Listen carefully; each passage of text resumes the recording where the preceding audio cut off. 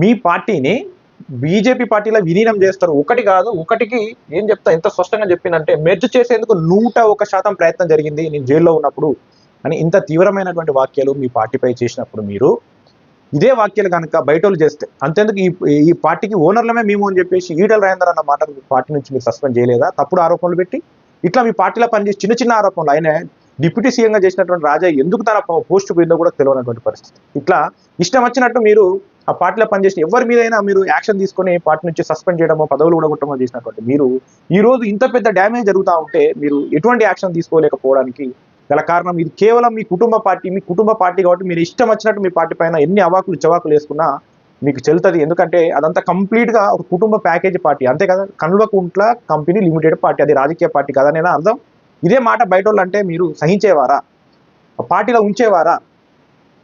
గతంలో కూడా 2014లో పార్టీ అధికారంలోకి రాగానే మాది పంక్తు రాజకీయ పార్టీ, ఇలా మళ్ళీ ఉద్యమ నినాదాలు, ఉద్యమకారులు, వాళ్ళ డిమాండ్లు, వీళ్ళ డిమాండ్లు గట్రా ఏమి ఉండవు అని చెప్పేసి కన్వీనియంట్ గా మీరు రాజకీయాల కోసము ఆ స్టాండ్ లో ఉన్నారు. మళ్ళీ మీకు ఏదన్నా సమస్య వస్తే మళ్ళా ఉద్యమకారుల పార్టీ మాది, మేము తెలంగాణకు మేమే అసలైన ఉద్యమకాలం అని కన్వీనియంట్ గా చెప్పుకొని రాజకీయాలు చేస్తా ఉన్నారు. మరి ఈ రోజు ఇంత మీ పార్టీకి ఇంత డ్యామేజ్ జరిగింది, ఇది మామూలు విషయమా? ప్రతిపక్షాలకు ఒక పెద్ద ఆయుధాన్ని ఇచ్చింది, కన్న కూతురై ఉండి, సొంత పార్టీ అయి ఉండి మరి మీరు ఎటువంటి యాక్షన్ తీసుకుంటారు?